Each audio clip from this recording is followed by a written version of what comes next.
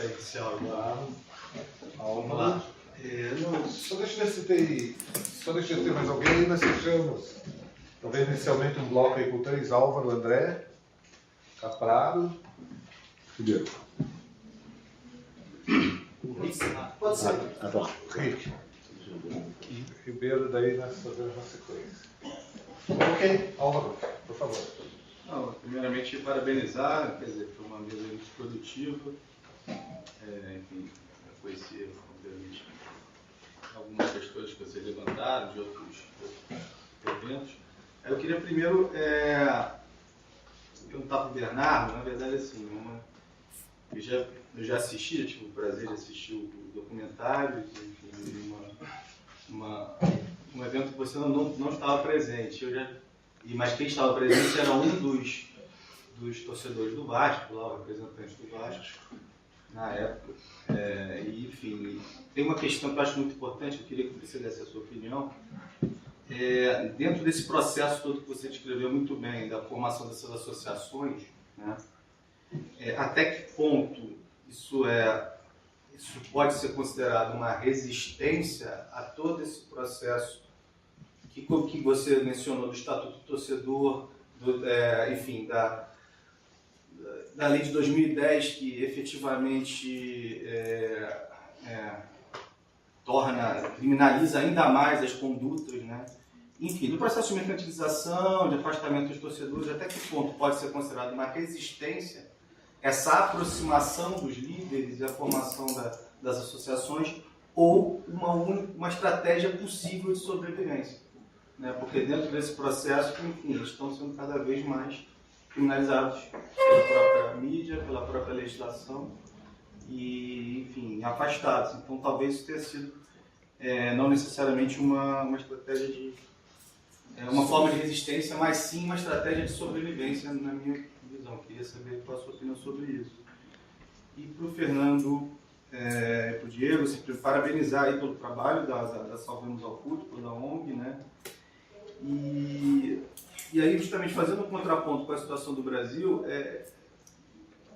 porque até por uma outra apresentação que eu já tinha assistido do Fernando, as próprias leis que buscam coibir a violência nos estádios na Argentina, se não estou equivocado, vieram até antes do Estatuto do Torcedor aqui no Brasil e de todo esse processo.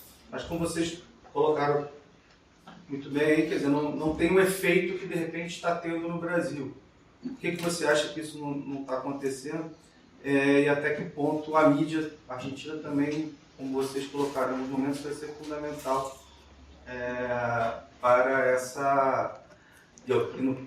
a formação da opinião pública contra essas torcidas organizadas e, enfim, criminalizando enfim, os torcedores, os índios do Barra Brava. Sim. Parabéns aí pela apresentação e pela ONG.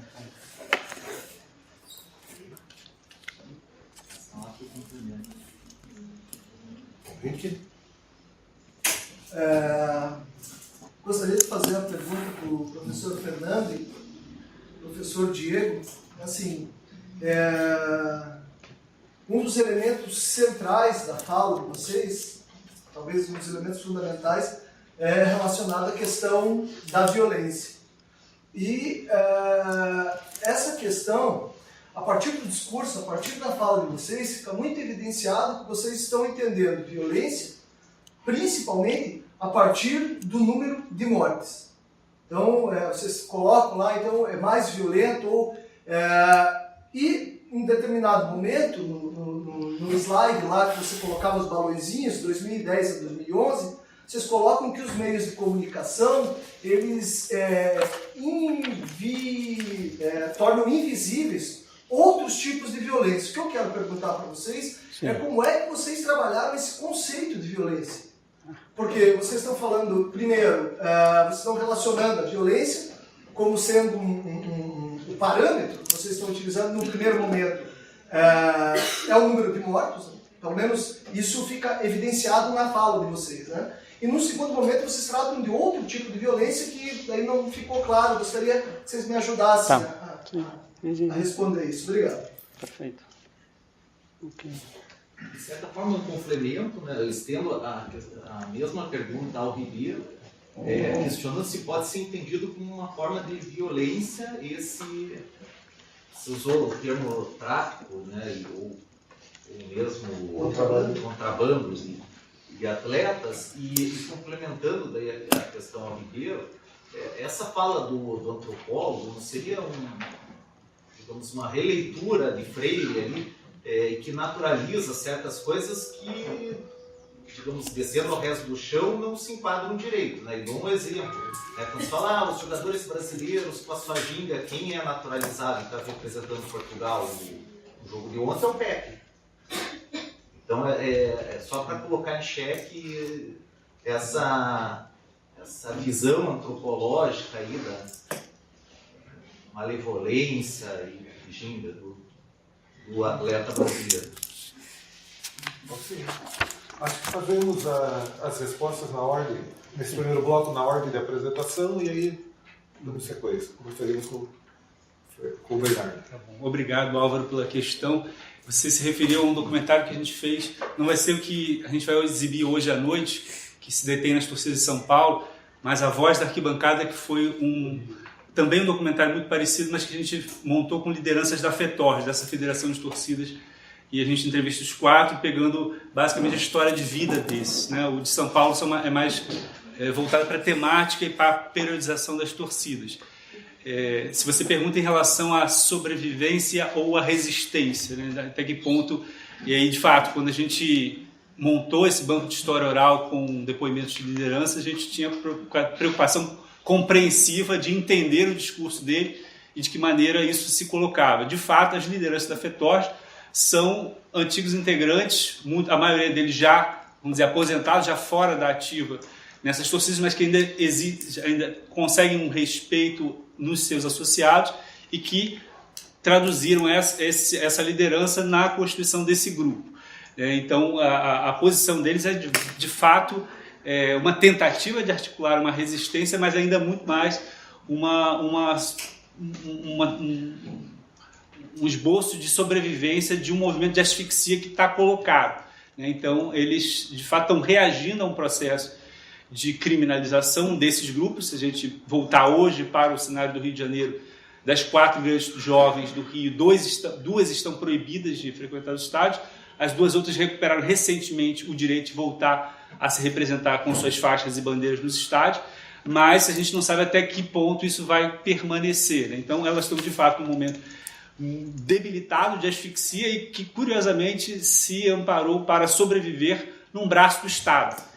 O Ministério do Esporte, através da Secretaria Nacional de Futebol e Torcidas, tem dado esse apoio para o que hoje a FETORS se diluiu dentro da Anatorg, está conseguindo, de fato, vamos dizer, sobreviver. Me parece que é mais uma sobrevivência. Não esquecendo de que não é o primeiro movimento associativo de torcidas de diferentes clubes. No final dos anos 70, nós tivemos a primeira experiência no momento em que a inflação se combinou uma série de aumentos de preços de ingresso, módicos aos olhos de hoje, mas uma sucessiva série de aumentos de ingresso nos estádios, o que implicou na criação em 77 da Atoesp e em 1981 da Astorg. Então foi o primeiro momento em que isso se desenhou, ou seja, a rivalidade interclubística foi reduzida em prol de uma ideia de interesses comuns no momento em que se entendia que estava se usurpando os direitos dos torcedores de frequentar as arquibancadas pela elevação dos ingressos, né, proporcionais e relativos àquela época. Na conjuntura atual, a gente tem uma inspiração que vem dos ultras europeus, que também criaram redes, comandos, que também tentam, de alguma maneira, amainar essa rivalidade dos seus associados e, através dessas lideranças, constituir uma mínima agenda de ora sobrevivência, ora resistência. De fato, me parece que uma ideia de resistência está mais bem elaborada ou pensada com maior nitidez se a gente se voltar para os movimentos ou torcidas de alento, que são as inspiradas no modelo das barras argentinas e mesmo nos coletivos que também tentam ser torcedores não organizados que procuram elaborar, formular uma visão crítica em relação a essa tendência modernizante e elitizante que está imperando no futebol do século XXI. Então, de fato, me parece, por isso que eu mencionei que as jovens estão vivendo um momento de crise de hegemonia, me parece que é mais adequado a gente dizer que é uma tentativa de sobrevivência ainda precária, que por isso até se estrutura uma espécie de tutelagem, ou seja, eles dependem do Ministério do Esporte para conseguir viabilizar os seus seminários e congressos. Evidentemente que do ponto de vista econômico, cada vez mais há uma tendência à asfixia, o que torna o seu discurso muito mais de sobrevivência nos estádios do que propriamente de uma elaboração mais consciente de uma pauta política de resistência. Arriscaria responder nessa linha. Sí. Sí, yo, Álvaro, para ampliar un poco la relación de los medios en términos de la construcción del problema de la violencia, yo durante la presentación hice referencia varias veces a los medios, pero no porque yo trabaje particularmente con un análisis de los medios, sino porque en la construcción del problema los medios son un actor central, por lo menos en el contexto argentino. Yo decía que los medios establecen el sentido común, la base de sentido común sobre la que después los actores políticos, principalmente los actores de gobierno, van a trabajar sobre el problema.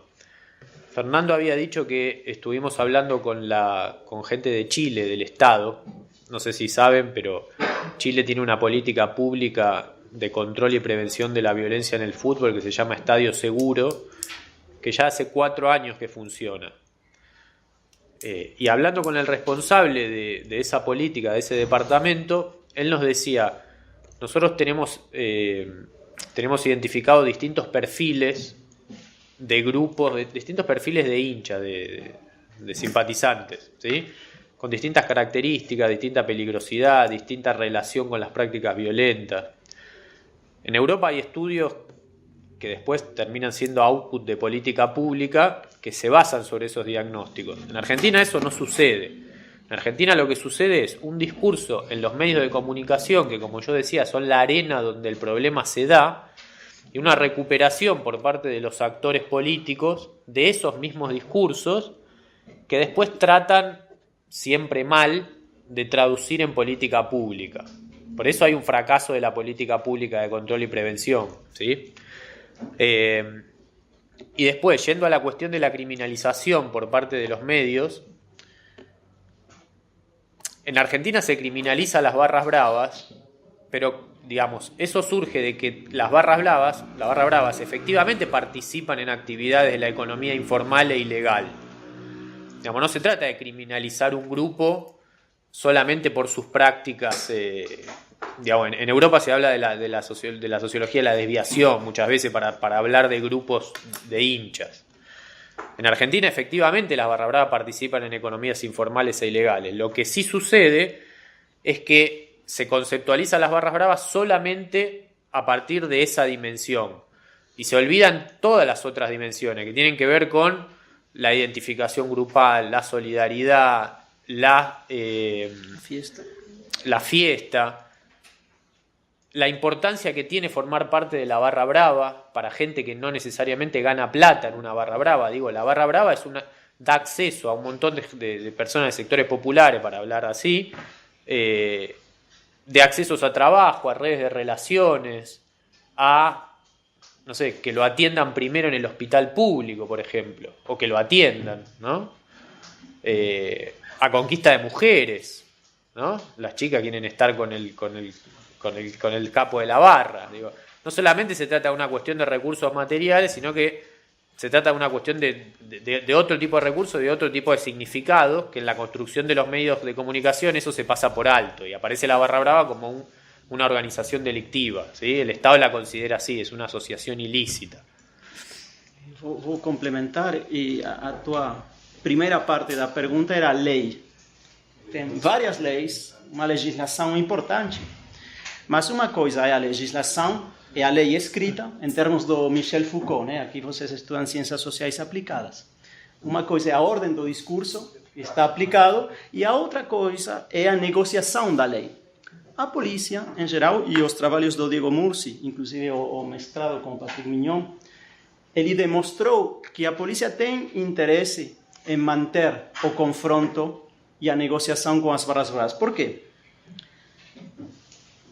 Quanto maior for o risco do jogo, mais dinheiro tem a polícia. Então, manter essa tensão e essa figura e essa capacidade de negociar é do interesse da polícia, do Estado. Então, existe uma lei escrita e uma ordem negociada na prática. Por isso que também o Estado está envolvido no sistema, como o Ribeiro estava demonstrando, que é o sistema que tem elementos para manter esse cenário. E a mídia, existem também razões econômicas para a mídia. Isso é muito parecido com a Inglaterra, quando a mídia denunciava os hooligans. Muito parecido, no sentido que a mídia... não tem acadêmicos que tenham denunciado como que a mídia tem interesses no futebol. Eles brigam pelo monopólio do futebol, pelas transmissões. Eu recomendo aqui vocês lerem ao Víctor Hugo Morales, que é o único que talvez tenha denunciado como que a mídia opera no futebol da Argentina. Nem os acadêmicos temos conseguido isso. Talvez como o jornalista Andrew Jennings denunciou o sistema da FIFA, tem um jornalista aqui na Argentina denunciou todo esse sistema, escreveu. Eu não consigo escrever, talvez seja a mão invisível do grupo Clarín, que é a Globo da Argentina. Por que eles fazem isso de culpar um ator? Porque é fácil, você culpa um ator como os hooligans e você é um ator que tem interesses. O Pierre Bourdieu, voltamos às ciências sociais aplicadas, diria que a mídia não é um ator neutral. Isso foi debatido hoje de manhã. Então, existem relações perigosas dos grupos econômicos para manter um diagnóstico no qual o único ator culpado são as barras bravas. Temos que chamar e convocar mais acadêmicos que tenham coragem de denunciar esse sistema. Por enquanto, eu sou um jornalista que está denunciando isso. Nós tentamos, colaboramos e tudo, mas a nossa capacidade é limitada e somos poucos. Tá? E a tua pergunta da violência, o que é violência, né? Bom, nós estamos, como não temos dados oficiais, o Estado não tem interesse em criar dados oficiais sobre a violência. Estamos trabalhando com categorias que foram trabalhadas pelos antropólogos, Eduardo Archetti e Amílcar Romero, desde os anos 80, e estamos tentando criar um banco de dados. Já temos um banco aí criado, que queremos publicar os resultados desse banco de dados. É muito difícil definir o que é violência, como a questão do amadorismo e o profissionalismo. Qual é a fronteira entre o que é violência e o que não é violência? Nós, para esse banco de dados, definimos violência pelas agressões físicas. Por quê? Porque podemos registrar as agressões físicas. Existe a violência simbólica, mas como podemos registrar tudo que é violência simbólica? Por isso que a ONG Salvemos está desenvolvendo capacitações nos clubes para entender os significados subjetivos da violência, masculinidade, tudo isso. Mas para o banco de dados consideramos agressões físicas. E aí temos agressões entre jogadores, jornalistas, torcidas, polícia. Então o universo é muito maior do que a mídia quer fazer acreditar. E teríamos uma categoria que esse é um problema sociológico. A violência da mídia. Como é que registramos isso? A violência econômica da mídia. É um desafio que, por enquanto, as ciências sociais, pelo menos nesse debate, não têm conseguido resolver. Yo, para ampliar, está muy bien la pregunta porque, digamos, para definir violencia necesitamos un seminario entero, ¿no? Violencia, digamos, cientos de millones de autores. Pero nosotros partimos de la escasez. ¿Por qué nos centramos en los muertos? Porque partimos de la escasez, no tenemos nada. Entonces, si no hay nada, la forma de visibilizar un problema es con aquello que es el grado máximo de ese problema. Y el grado máximo de la violencia es un muerto. Después de eso, digamos, cuando nosotros no tenemos recursos, tenemos que trabajar con informaciones de prensa. La prensa, ¿qué va a buscar? Los muertos, ¿sí? Entonces esa es la información que tenemos a mano. como decía Fernando, empezamos a trabajar sobre otras cuestiones de violencia física, que no son los muertos, para ampliar un poco el panorama. Peleas, agresiones, bueno. Pero a ver, cuando yo digo en mis cursos, defino qué es violencia en el fútbol, hago una lista directamente, una lista como de supermercado, ¿no? Es para chicos que estudian para ahí periodismo, ¿no? Entonces hago una lista de supermercado diciendo todo lo que es violencia. El padre que insulta, no, el plateísta que insulta al referee, los dirigentes pidiendo que le reduzcan la sanción por atrás, digamos, las movidas de los dirigentes, la violencia económica, como decía Fernando, la violencia de los padres que llevan a sus chicos a jugar al fútbol de 8 años. Digo, todos los actores cometen actos de violencia y de determinadas formas. Ahora, una cuestión es esa interpretación de la violencia y otra, poder trabajar pensando en políticas públicas, pensando en que si no hay nada, lo primero que hay que atacar es la violencia física, es que se muera la gente, ¿no? Digamos, después podemos ampliar la base y pensar las cuestiones de la masculinidad, cómo se construye la masculinidad alrededor del fútbol, que es una cosa violenta, la cuestión de la identidad, digo, toda la serie de cuestiones que rodean al hecho de la violencia, que sabemos cuáles son, pero la explicación es esa, inicialmente. Aí coloquei o nome do jornalista, eu recomendo, inclusive na internet, vocês podem ter, ele tem um site, e aí ele tem toda a denúncia contra a violência econômica da mídia, Víctor Hugo Morales. Não? Que foi aquele cara que narrou os gols de Maradona durante a Copa do Mundo, contra a Inglaterra, que ficou famoso por essa narração, mas é mais famoso para mim pela denúncia que ele está fazendo agora contra os poderes econômicos na Argentina. Tá?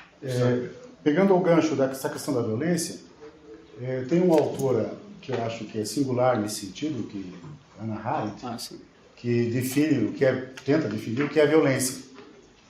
E a definição que ela dá de violência, claro, sem pretensão de aprofundar nada aqui, ela contrapõe a ideia, ela estabelece o conceito de violência a partir de um termo que ficou caro à sua sociologia, à sua filosofia, que é a banalidade do mal. Ou seja, a banalidade, o que nós vimos ontem, por exemplo, né, talvez seja o melhor exemplo do que a Hannah Arendt define como banalidade do mal. Ou seja, 10 pessoas, sei lá, 12, 7, não importa, né, esmigalhando um sujeito na rua, né, como nós vimos naquele vídeo da violência. Então, ou seja, a violência ela é difícil de conceituar, mas ela tem uma definição, né, que é exatamente essa, quando ela se torna, ela agride, quando ela se torna banal, comum. Né? Assim como era comum os alemães queimaram os judeus, pessoas, é uma coisa comum do cotidiano, foi naturalizado isso. Né? Isso é assim, no contraponto da Hannah Arendt, né, um autor anterior a ela, que é o Max Weber, vai entender a política, a greve, por exemplo, como um ato de violência necessário. Né? Walter Benjamin também vai entender a violência, a greve, a resistência operária, Benjamin está falando, a resistência operária, né? Ou seja, quando o Estado, claro, dentro de um contexto social e político, não atende demandas, né? A ocupação de um espaço público, a pichação de um muro, a resistência numa ditadura, por exemplo, né, que gera a violência, a resistência, ela é legitimada numa luta política. Ou seja, a dificuldade de definir violência é muito cara. Né? Então, essa dificuldade de contrabando e tráfico, né, porque passa por um elemento que eu não tive tempo de colocar aqui, que escurece mais ainda esse processo, que é a ideia do consentimento. A ideia do consentimento. Quem desenvolveu essa categoria de consentimento foi um antropólogo, sociólogo, que estuda a questão da prostituição. Né? Evidentemente, a prostituição ela é criminalizada, ela é perseguida, proibida na Europa, pegando os casos da Europa, e algumas antropólogas europeias que vão trabalhar esse fenômeno foram, evidentemente, trabalhar com as prostitutas, questioná-las, entrevistá-las, e há muitos trabalhos a respeito disso, e muitas dessas prostitutas, é a nossa atividade. Ou seja, elas não há um constrangimento dessas mulheres, eu estou falando de um estudo muito particular, muito específico. Né? Ou seja, porque a ideia de criminalizar o mercado irregular de jogadores, ela parte do pressuposto que há um bando de criminosos que vitimiza simplesmente o sujeito, o que é verdade. Agora, existe o outro aspecto desse processo, e que essa vítima, que nós estamos chamando de vítima, que é um grupo vulnerável, que é uma criança, que é um pai pobre, né? Ele deseja isso. Ele tem a vontade de. Há uma expectativa muito grande desse menino ou dessa família de participar desse processo seletivo, de ir para o exterior, enfim, de se submeter a essas condições. Tá? E é um direito dele como cidadão, o pai, né? A criança com certeza não, mas é um direito, o direito dele de reivindicar essa possibilidade. Então veja que a tensão, portanto, entre o que é crime e o que não é um processo muito complicado.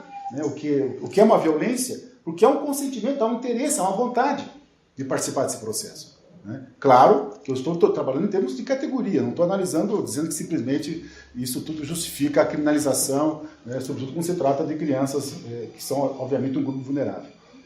Com relação à questão mais específica do antropólogo que eu citei, eu acho que ele não entendeu direito. O que ele está dizendo é aquilo que é recorrente, que ele captou. É um livro, né? Eu peguei apenas um extrato ali, né? A tese de doutorado dele, é que ele capta no imaginário produzido na imprensa, nas entrevistas que ele fez junto a portugueses e brasileiros, esse estereótipo, um dos fatores que produz esse estereótipo em Portugal, no contexto que ele estava lá, era a novela da Rede Globo, né? A novela da Rede Globo, mulheres lindas, rapazes desnudos, mulheres desnudas, todo mundo bonito, todo mundo, né? Ou seja, aquelas mulheres que andam desnudas, para o padrão português, europeu,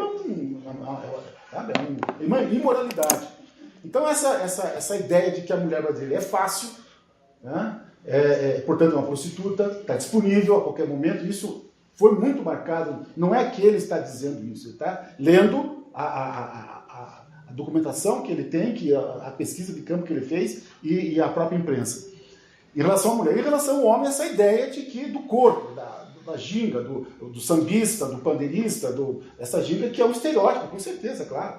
E dizer que o próprio brasileiro é que vende esse estereótipo. Que se eu vou para lá, para tocar, sou sambista, vou tocar numa roda de samba, vou cantar o quê?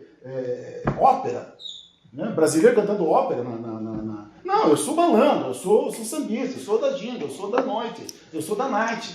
Quer dizer, essa corporalidade, né, é uma estratégia de se vender como um produto do mercado. Estou falando aqui de um retrato que ele produziu. Não que ele está dizendo que é isso a visão dele, é que como ele leu, sim, com certeza, isso são empréstimos que nós encontramos na literatura, sobretudo freiriana, como você lembrou. Mas não é ele que está afirmando, ele está lendo isso dos estereótipos que ele produziu. O livro chama-se Cárcere Público. Cárcere Público. Né? Nós temos aí, para chegar no nosso limite, nós temos 8 minutos que daria para a gente fazer aí um pouco Eu gostaria de escutar os alunos daquela perguntarem. conversa mais livre. E aí daí a gente está provocando. Gostaria de Os alunos ouvir os alunos, o que sentiram, qual a dúvida, a possível colaboração, enfim. Tem nota aqui.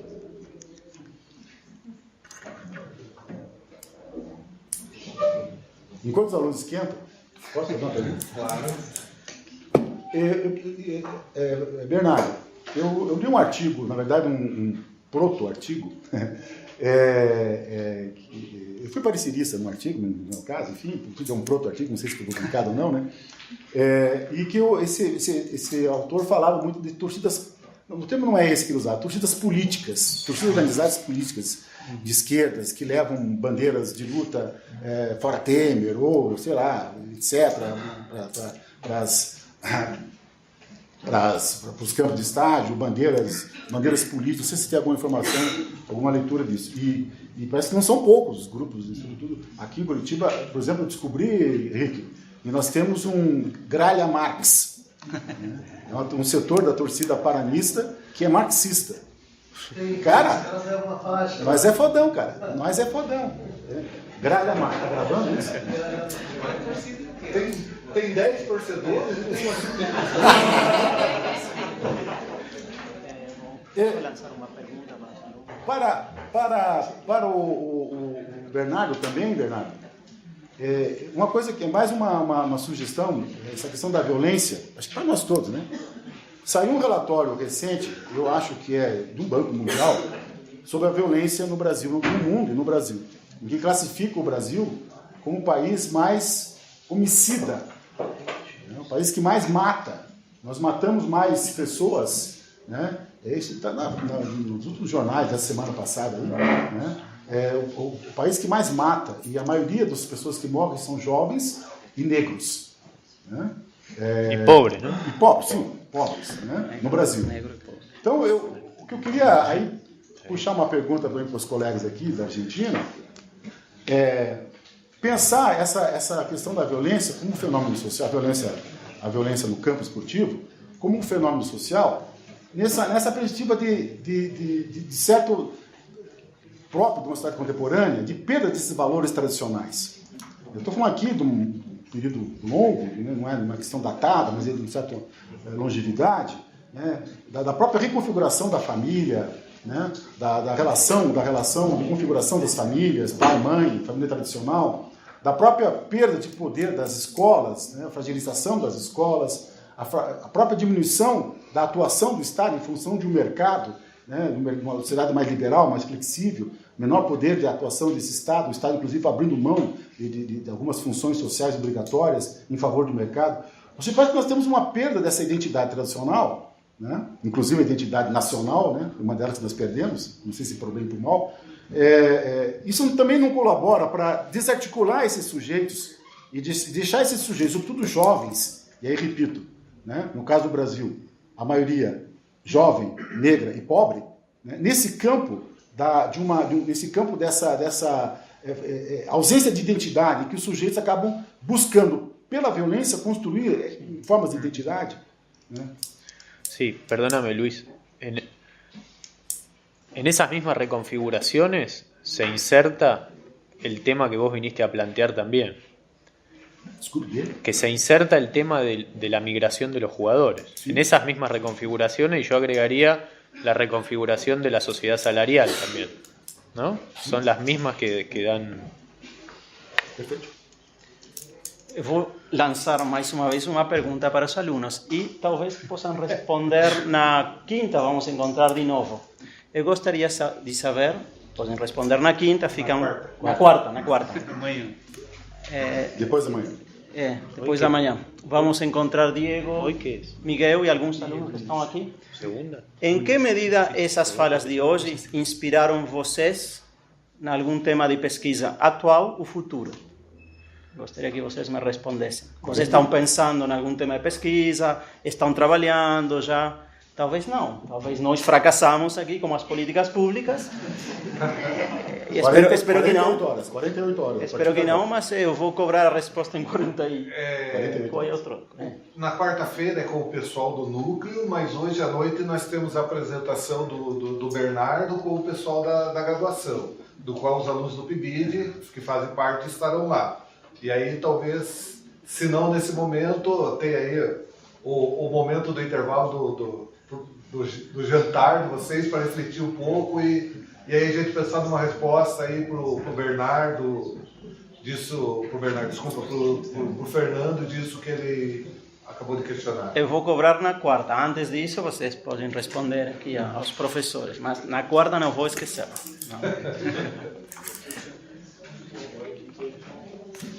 Na verdade, eu tenho duas perguntas. Uma para o professor Fernando e para o professor Diego, e outra para o professor Ribeiro.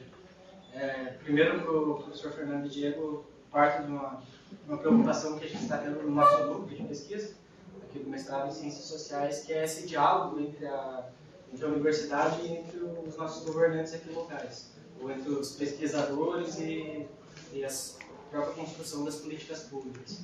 Em certa medida, as falas se complementaram quando estava pensando na pergunta.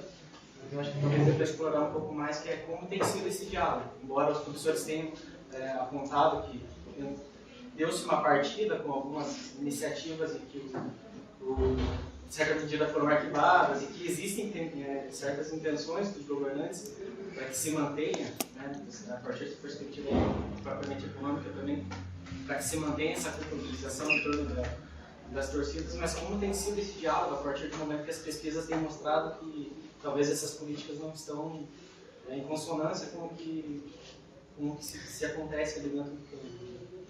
E para o professor Ribeiro, algo que me chamou a atenção foi com relação a como esses diferentes agentes, ou seja, os próprios clubes, os patrocinadores e empresas tenham olhado para esses meninos, né? Qual tem sido olhar sobre eles, se é enquanto um capital, enquanto um objeto que, se não der certo, por exemplo, como é o caso da maioria, pode ser descartado, ou se no fundo disso também tem uma preocupação com essa formação dele, uma formação de um cidadão, enfim, de um ser humano. Bom, como o nosso tempo é curto, pediria que fosse Rápido. bastante objetivo, se possível. Tá, só pontuar então a questão que o Ribeiro trouxe, é uma questão de nomenclatura, porque de fato aquilo que eu chamei como os coletivos poderia ser o equivalente do que o autor anônimo considerou como torcidas politizadas. Já que você fez menção a alguns exemplos, só para dar também nomes de exemplificar aqui com uns trocadilhos às vezes um tanto quanto bizarros, os torcedores palmeirenses têm o coletivo Por Comunas, né, que é a alusão também à questão dessa influência de esquerda. No caso dos corintianos, chama-se Democracia Corintiana, e evidentemente eles se articulam muito através das redes sociais, né, não esquecendo que, né, as jornadas de 2013 foram uma inflexão no modo de, né, comunicação e de, né, arregimentação de grupos e de coletivos. Então, eles estão estruturados dessa forma e, em virtude da presença expressiva em múltiplos clubes, o professor Flávio de Campos tomou a iniciativa de criar o AGIR, que é uma espécie de assembleia geral desses coletivos de diferentes clubes, que tem sido bastante interessante. Por isso eu mencionei a ideia de que a universidade também, de alguma maneira, estaria vocalizando essa ideia de uma certa resistência que poderia ser formulada ao chamado futebol moderno, né, que aí também é um termo importado dos movimentos ultras europeus. E, de fato, você tem toda a razão que a contextualização é muito necessária, e, nesse sentido, em geral, a gente subscreve aquilo que, pioneiramente, o professor Maurício Murad desenvolveu nos seus trabalhos, né, mostrando toda a conexão de uma violência do e no futebol, né, de que maneira ela se manifesta, né, sem, de fato, trazer uma reflexividade ou algo que seja mecânico, mas pensando essa ancoragem que precisa, evidentemente, pensar as instituições, as estruturas sociais, ou seja, uma abordagem sociológica para entender, né, que hoje torcidas organizadas que compõem um universo de mais de 2,5 milhões de associados de torcida, como eles se comportam, né? E é interessante que no contato com lideranças da Anatorg, eles dizem que justamente o principal desafio hoje é que a ideia de autoridade, de uma liderança dentro de uma torcida, ela é quebrada. Se você tinha um líder carismático, que era aquela pessoa que todo mundo admirava e que obedecia, né? Você tem hoje toda essa ramificação dos grupos por bairros e periferias, em que justamente a palavra do líder tem valido muito pouco. Pelo menos esse é o discurso que a Anatorg formaliza quando trata dessa dificuldade de controlar esses grupos, de ter efetivamente uma representatividade que ecoe o discurso que eles trazem, de pelo menos arbitrar conflitos para um patamar que seja de fato representativo desses grupos. Então, muitas vezes há até a intenção, há até o desejo, mas você encontra uma resistência porque os valores, e aí, muito embora a gente tenha ficado chocado com as imagens transmitidas ontem pela televisão, até a Globo News ela coloca aquela imagem embaçada, né, cenas fortes, para muitos grupos elas se tornam uma inspiração e um modelo, né? Então, enquanto aquilo está sendo lido pela sociedade como barbárie, para muitos está até a difusão da imagem, ela está potencializando atos parecidos em outras cidades e em outros campeonatos. Então, de fato, a ambiguidade do uso da imagem, na medida em que ela choca, mas ela também potencializa. Então, esse é um ponto também muito delicado para abordar, para fazer eco aquilo que o Fernando mencionou da violência da mídia também, quando a gente considera esse fenômeno. Okay. Obrigado. Eu vou fechar rapidamente e vou passar a palavra aqui ao Diego, que conhece bem o campo das políticas públicas e a relação com o mundo universitário na Argentina. Mas nós temos fracassado sucessivamente. Mas talvez um dos nossos sucessos tenha sido receber aquela ligação do Chile, do cara que é responsável pela segurança nos estádios de futebol e que tenha expressado que ele leu os nossos artigos, a importância de publicar, isso eu quero estimular os alunos a publicar os seus trabalhos, e talvez alguns desses trabalhos, talvez alguém ligue para vocês algum dia do governo, do estado, de uma universidade e tenha considerado que esse trabalho ajudou a pensar pelo menos o problema. Então, como digo aqui, ficamos muito surpresos que essa pessoa que consideramos super capaz, super preparada, nos ligou e ele falou: nós lemos os seus artigos e estamos pensando numa consultoria futura. Eles já fizeram a categorização dos públicos, uma resposta específica para cada tipo de público, no sentido bem beberiano. Tem esse público aqui, uma resposta para esse público. Então, eu quero apontar isso. Ainda vamos trabalhar com Chile, não começamos, mas já estamos muito felizes só pelo fato de ter sido lidos. Y ahí dejo para Diego o caso de Argentina. La respuesta que te voy a dar es bien parcial porque es para el caso argentino y sobre políticas públicas de violencia. ¿Sí? En ese sentido, la distancia entre la política pública o los decisores de política pública y la universidad es total, es un divorcio total. ¿Sí? En Argentina el Estado financia investigadores que estudian sobre violencia en el fútbol, por lo menos entre 5 y 10, menos, entre 5 y 8. Estamos hablando de financiamientos de tesis de doctorado, de postdoctorado. Estamos hablando de financiar a una persona 8 años para que estudie esos temas y después nunca va a usar las investigaciones que esas personas generan. O sea que en ese sentido hay un divorcio total. Sí hay países más inteligentes, Chile, Colombia, Francia, donde las investigaciones por lo menos de la gente de las ciencias sociales se usan, por lo menos en la etapa de diagnóstico, ¿no? Saber, bueno, qué hay, ¿sí? Eso lo dicen los antropólogos, lo dicen los sociólogos. Pero te decía que mi respuesta es muy parcial porque la cuestión de la violencia es un capital político, ¿sí? Digamos, entonces estamos hablando de un campo complejo. Las respuestas que podemos dar desde las ciencias sociales en relación a avanzar sobre problemas de violencia siempre son soluciones a mediano plazo, a largo plazo, o por ahí no, pero digamos siempre son más, del diálogo, de la convivencia, ¿sí? Y sabemos que los actores políticos, cuando tienen un reclamo de política pública en términos de hagan algo porque están matando gente o hagan algo porque así no se puede vivir, a lo que echan mano es a respuestas de punitivas, exclusivas, mano dura, ¿sí? Entonces, digamos, ahí hay un divorcio que no tiene que ver solamente por la distancia entre universidad y política pública, sino por el mismo tema de esas políticas, ¿entiende? Qual o olhar dos agentes? Foi perguntado. Olha, não há uma resposta única. Seria ingênuo, simplificador. Eu tomaria alguns exemplos para responder essa tensão que eu quero passar. Quando a FIFA pune o Atlético de Madrid, né, proibindo de contratação de jogadores por um período X, inclusive o pagamento de uma multa, a ideia que se dá é que a FIFA é um órgão controlador desse tipo de prática que ela considera, portanto, criminosa. Né? Ora, mas ao mesmo tempo a FIFA recebe um patrocínio desse mesmo órgão, esse mesmo agente que está praticando esse crime que ela criminalizou, que ela, enfim, recriminou. Então veja como há um jogo que é difícil descobrir quem é mocinho e quem é bandido nesse cenário. Em bons tempos aqueles, filmes do Hollywood, nossa infância, né? Nossa infância, minha infância, era piar quando... Né? Dizendo que os mocinhos eram mocinhos, os bandidos não, sabe? Na verdade, nós éramos ingênuos, né? Os mocinhos não eram tão mocinhos, os bandidos não eram tão bandidos. Na verdade, Outro exemplo que acho que ajuda a compreender essa tensão é o fato curioso de que as três últimas, as duas últimas e as duas próximas Copas do Mundo se dão em países com baixo grau de organização política e democrática.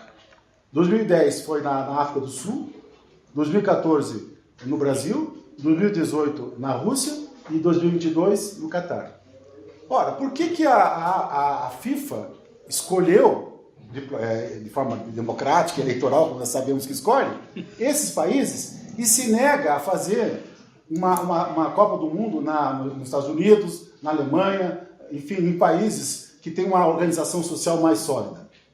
Exatamente porque ela quer garantir esse campo nebuloso, essa fragilidade da resistência democrática para denunciar esses crimes.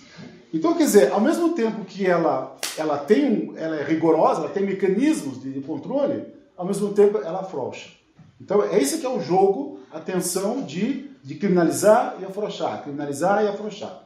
Eu tenho certeza que se a FIFA organizar hoje um campeonato mundial na Alemanha, por exemplo, na Inglaterra, grande amigo dos nossos presidentes, né, de FIFA, com certeza que não vai ter esse esbanjamento, essa bagunça que foi a África e sobretudo no Brasil, né, essa roubalheira que foi no Brasil. Então essa ausência de mecanismo de controle social, aí vem a questão também da violência, né, essa ausência de mecanismo de controle social que a própria sociedade tem que produzir, né, e nós no Estado temos esse papel a fazê-lo também, que acaba perpetuando e possibilitando esses descalabros e essa obscuridade nos processos de controle da violência e da criminalidade. Ok. Damos por encerrado mais essa segunda sessão aí, fechando esse período, até porque na sequência gostaríamos de reiterar o convite a todos, a partir das 19 horas, no Observatório Astronômico, nós teremos aí a apresentação do documentário que vai tratar, acho que é quase que um fechamento de muitas das questões que foram abordadas aqui, que é a questão da violência acontecida entre as torcidas. E aí nós teremos aí mais um tempo, que não é muito longo, mas teremos mais um tempo para nós continuarmos esse diálogo. Agradecemos aí a presença de todos e espero poder revê-los daqui a 1 hora no Observatório. Ok?